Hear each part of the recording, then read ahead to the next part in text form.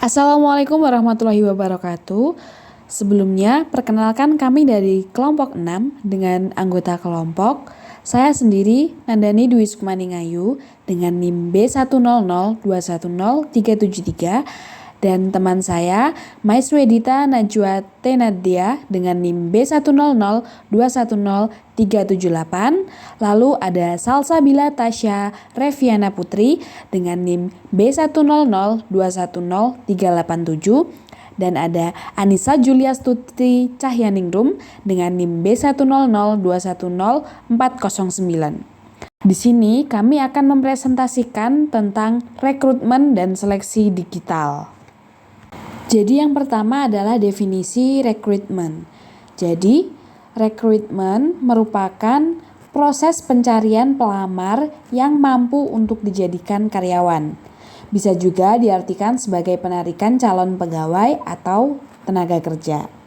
Rekrutmen digital merupakan kegiatan rekrutmen dengan menggunakan teknologi internet yang tidak dibatasi oleh ruang dan juga waktu. Jadi, rekrutmen merupakan sebuah aktivitas pertama yang dilakukan untuk mencari serta mengembangkan sebuah produksi dan juga diperlukan untuk memasarkan sebuah produk tersebut dengan baik. Jadi adalah langkah pertama untuk mencari seorang calon pekerja dalam sebuah perusahaan, seperti itu. Lalu selanjutnya adalah teknologi digital dalam rekrutmen. Tahap rekrutmen dapat terus berkembang dan bisa menghasilkan banyak muncul teknologi baru yang akan memudahkan proses rekrutmen itu sendiri.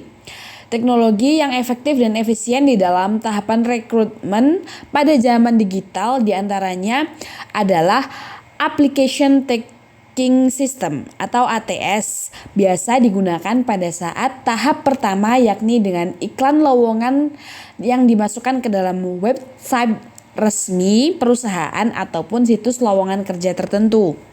ATS bisa mengirimkan sebuah email dan munculkan sebuah notifikasi ke pelamar kerja secara otomatis. Jadi nggak perlu lagi mengirimkan secara individu atau satu-satu. Lalu yang kedua ada crowdsourced recruitment. Memiliki manfaat seperti menghemat waktu dan juga usaha yang sangat signifikan. Lalu membantu proses rekrutmen agar mempermudah dalam menyaring seseorang kandidat karena orang yang lolos akan sesuai dengan apa yang perusahaan butuhkan. Karena ada teknologi artificial intelligence yang akan dipercaya secara mudah dan cepat saat mencocokkan sebuah gambaran yang sudah ditulis kandidat sesuai kebutuhan yang sudah ditetapkan perusahaan. Yang ketiga, employer background check atau biasa disebut dengan pemeriksaan latar belakang.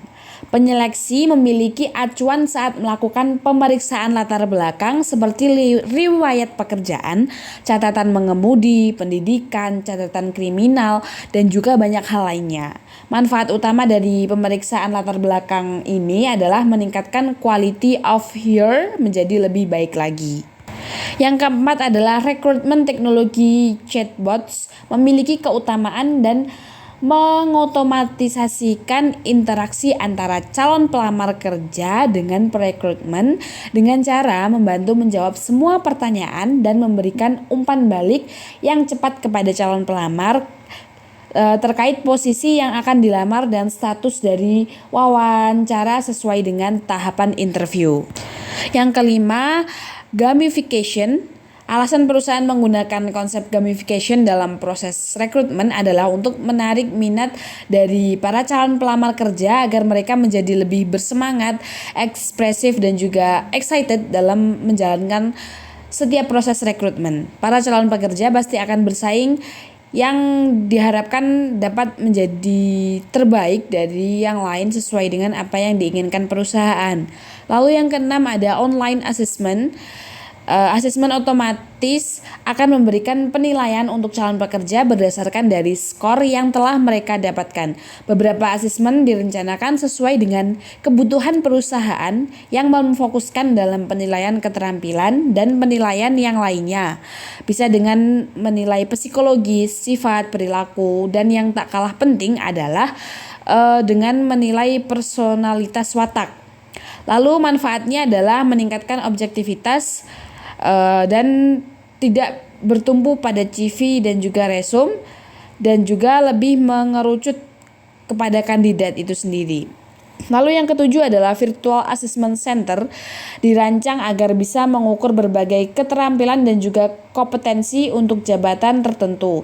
Virtual Assessment ini menggunakan inventasi kepribadian, tes penilaian situasional, permainan peran, tes kemampuan kognitif, simulator studi khusus, wawancara berbasis kompetensi, presentasi, juga kegiatan lain yang menggunakan kombinasi juga formal digital. Talentic hadir dengan Virtual Assessment Center yang melakukan identifikasi melalui case study analysis, simulasi situation judgment, inbox accessions, dan critical incidents. Lalu yang kedelapan ada self-onboarding.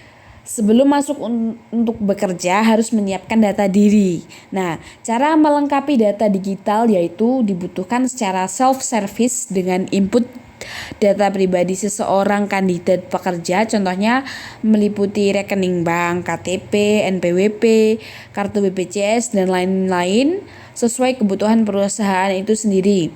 Yang kesembilan ada recruitment automation with artificial intelligence.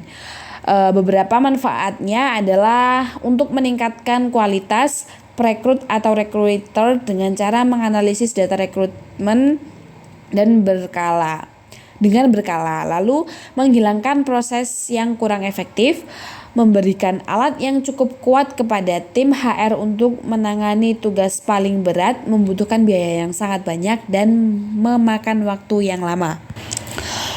Lalu yang ke-10 adalah interview scheduler, yaitu rekrutmen dengan menggunakan alat teknologi yang membantu recruiter seperti mempermudah untuk mengatur jadwal interview dengan calon kandidat.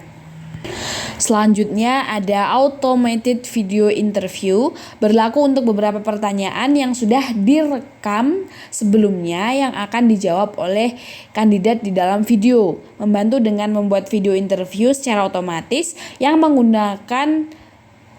digunakan untuk menginterview dengan adil. Lalu yang ke-12 ada virtual reality. Kandidat pekerja bisa meneruskan video jarak jauh yang bisa dilihat pada VR tools di semua tempat dengan memastikan ketersediaan mereka apabila mereka memutuskan untuk bekerja pada perusahaan tersebut. Dan yang terakhir adalah social recruitment. Sosial media biasa menjadi platform untuk merekrut kandidat, mulai dari Facebook, Twitter, Instagram, dan masih banyak yang lainnya. Itu memudahkan untuk mendapatkan berbagai jenis kandidat pekerja yang profesional dan mudah untuk dihubungi, sebab kita hanya menggunakan sebuah koneksi internet saja agar bisa tersambung dengan kandidat dari platform yang digunakan. Yang pertama ada iklan. Iklan merupakan cara perusahaan dalam menarik calon karyawan. Biasanya perusahaan menggunakan media seperti media digital maupun media cetak, bahkan iklan tak hanya lokal saja namun menyebar hingga nasional ataupun internasional. Yang kedua, rekomendasi dari perusahaan internal. Rekomendasi ini bisa mempermudah calon karyawan yang memiliki teman, sahabat, ataupun keluarga yang bisa menyarankan untuk masing-masing calon karyawan bekerja di perusahaan sesuai dengan keahlian dan juga dapat mengisi posisi yang dibutuhkan oleh perusahaan itu sendiri. Yang ketiga, perusahaan yang menyediakan tenaga kerja. Perusahaan juga biasanya tak hanya menyarankan kepada orang yang dikenal saja untuk dipekerjakan di perusahaan, namun perusahaan biasanya menyediakan jasa agen yang membantu calon karyawan dalam mengisi lowongan tersebut. Yang keempat, lembaga pendidikan. Dengan cara seperti ini, biasanya perusahaan lebih condong dalam mencari calon karyawan di sebuah universitas untuk direkrut perusahaan dengan mencari seorang mahasiswa ataupun mahasiswa yang telah lulus sehingga mampu dalam mengerjakan di bagian yang sesuai dengan potensi yang dimiliki calon karyawan. Yang terakhir, lembaga pemerintah. Dengan cara ini, biasanya yang berperan besar dalam merekrut adalah pemerintah, karena diharapkan pemerintah dapat mengurangi angka pengangguran dan pemerintah mengharapkan dapat memperluas lapangan pekerjaan. Dengan begitu, lulusan sarjana dapat bekerja sesuai dengan kemampuan yang dimiliki calon karyawan tersebut. Selanjutnya ada sumber rekrutmen, terbagi menjadi dua. Yang pertama, sumber rekrutmen internal, meliputi kelebihan. Yang pertama, memberikan motivasi yang baik, dan yang kedua, karyawan yang sudah terbiasa dengan cara kerja perusahaan. Dan selanjutnya ada kekurangan. Yang pertama, menciptakan pola pikir serta ide yang sempit, dan yang kedua menimbulkan persoalan politis dan persaingan antar karyawan.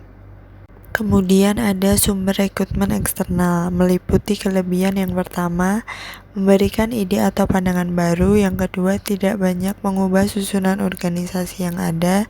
Dan yang ketiga, memungkinkan karyawan untuk melakukan perubahan. Dan yang selanjutnya ada kekurangan. Yang pertama, waktu yang hilang untuk penyesuaian. Kedua, berkurangnya insentif untuk karyawan yang telah bekerja keras. Dan yang ketiga, tidak adanya informasi yang tersedia.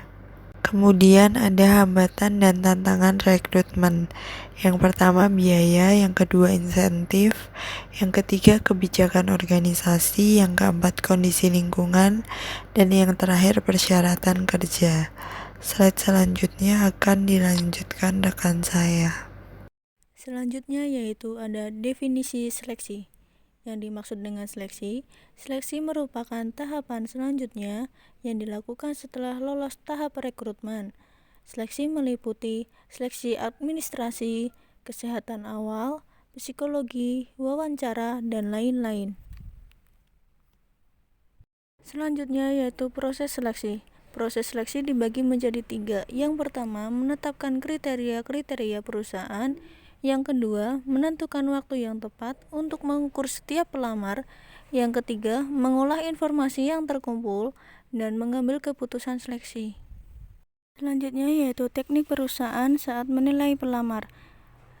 Dibagi menjadi 7. Yang pertama, CV. Yang kedua, pemeriksaan latar belakang pelamar. Yang ketiga, tes tertulis. Yang keempat, simulasi kerja. Kelima, pusat penilaian. Keenam, wawancara. Ketujuh, tes kesehatan. Tahap-tahap seleksi. Yang pertama yaitu ada seleksi administrasi. Yang kedua, seleksi kesehatan. Yang ketiga, seleksi psikologi. Yang keempat, seleksi wawancara. Yang kelima, tes kerja. Yang keenam, tinjauan kerja nyata. Yang ketujuh, keputusan penarikan karyawan baru. Sekian yang dapat kami sampaikan, kurang lebihnya mohon maaf. Wassalamualaikum warahmatullahi wabarakatuh.